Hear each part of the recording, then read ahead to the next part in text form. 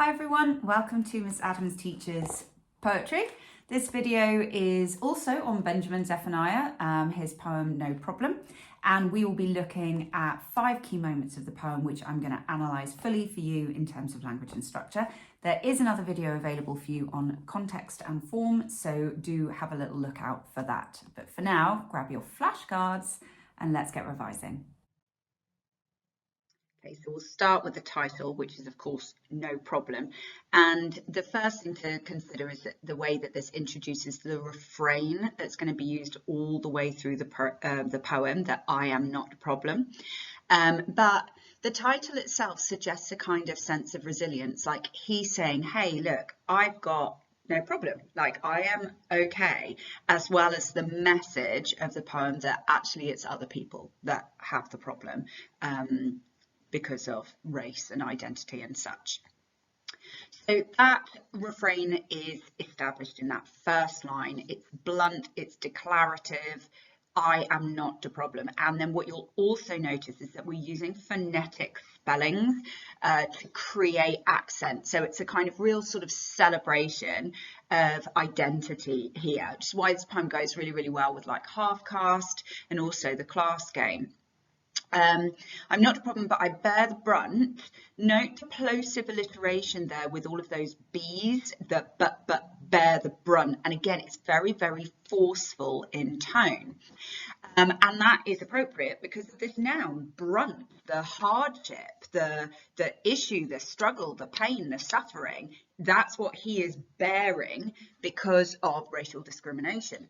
And then he goes on to describe what that is. That's a silly playground taunts and racist stunts. Now notice there's a real juxtaposition here because the first part is silly playground taunts. So you've got this adjective silly, which seems to kind of minimize it somewhat. And then the much more kind of powerful racist stunts, and the sibilance there creates, again, a lot of passion behind those words. But the wider implication of these lines is, of course, that racism begins in the playground. And actually, it's a development then into racist stunts. So actually, the word silly here, the adjective silly, is almost ironic because it's making a point about the fact that this stuff is happening in the playgrounds and nothing is being done about it. Okay, moving on to another part of the poem where he states, I am born academic. Now, this is really all to do with the kind of notion of potential, that you're born with like a set of skills that are ready to emerge. And the skill that he is drawing attention to is his intelligence, his knowledge, his understanding, yet they got me on the run. So we've got a little bit of a play on words here because as a phrase, getting on the run suggests like persecution, but he's also commenting on this idea of running, and he's drawing attention to a racial stereotype that if you are Black, you're going to be good at running, you're going to be a fast sprinter. So he's kind of poking fun at the attitudes that people have.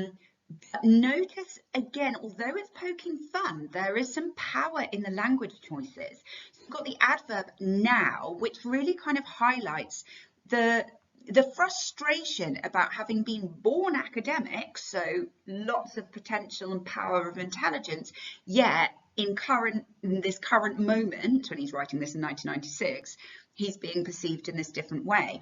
And the metaphor branded here is really, really powerful because it suggests a sort of like a permanence of it, and a kind of, it's actually got really negative connotations because when you brand something, you mark it, in the past it's been done with fire, like burning something in. So it's a real kind of, it's a really powerful way of demonstrating the damage of these external perspectives that are drawn from stereotypes.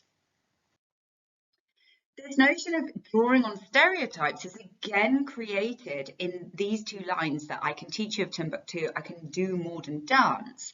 And this is really important, right? Because First of all, notice the agency he establishes through the sort of the subject positioning of the line. I can, you know, this is what he can do.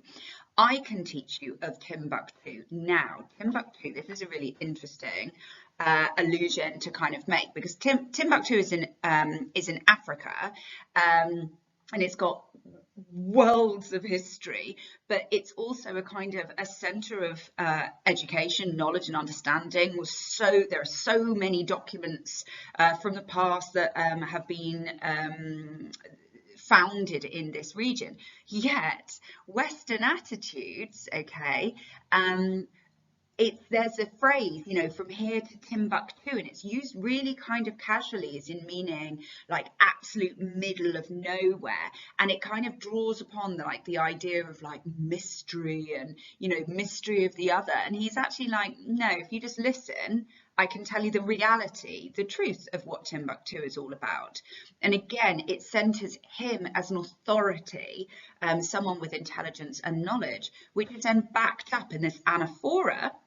I can, again, note that agency, but he can do more than dance.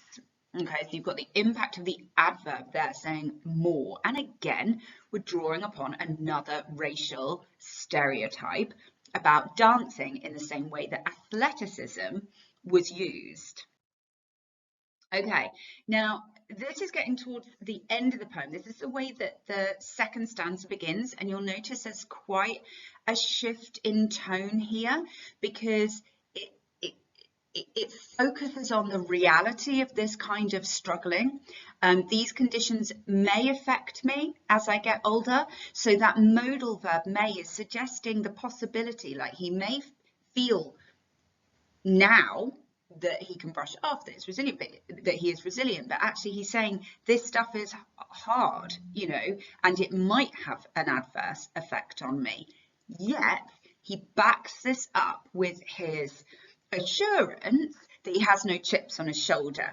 Okay, now notice the use of tautology. This might be a new term, I don't know, but tautology is when you deliberately use a succession of words that actually have the same meaning. Sometimes it's used by accident because you're not writing very carefully, but in this case it's used very deliberately because he is doubling down even, demonstrating his certainty. He's positively sure. Two words mean the same thing. And then we get this idiomatic phrase, or idiom, I have no chips on my shoulder. A chip on your shoulder is when you have a grudge. So he's saying, I don't have ill will. I don't have a grudge about these things. But because he uses this determiner, my shoulder, the implication there is that actually other people do. So he may not have a grudge, but other people do, which is the problem that he is suggesting. It's not his problem, it's other people's problem. And then we have our final section of the stanza, Black is not the problem. Now, this is really interesting because he's taking the refrain that has been used all the way through the poem. I haven't bothered to re-quote it, but it's been going all the way through. And he changes it from I to black. So what he's doing here, he's taking the personal, the I, and he's shifting it and he's developing it and he's amplifying it to the universal issue of racism.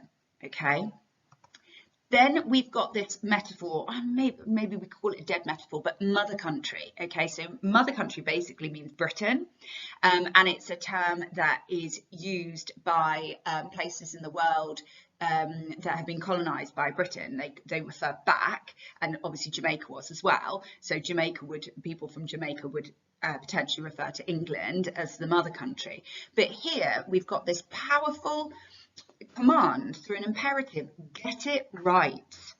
Yeah, get it right, make some changes, stop this. And then he asserts, creating a bit of humor at the end, and just for the record, some of my best friends are white. Now this is very funny, and kind of it's got this sort of light-hearted message, because again he's drawing upon these sort of stereotypes of race, like racial discourse, where people who were saying I'm not racist use the idea of having black friends as a way of countering anything racist that they might have just said. So they say something awful and then they go, oh God, and you know, I'm not racist, I've got black friends.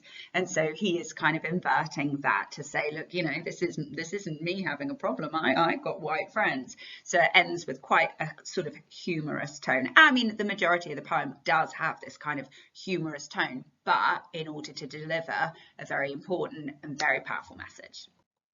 That's it from me. That's the conflict collection done. Hooray! I will do my best to see if I can get something done for you about comparisons, see how we go. But otherwise, I hope that was useful. Thank you so much for watching. Please subscribe, please share the videos if it is useful. Otherwise, good luck with all of your revision.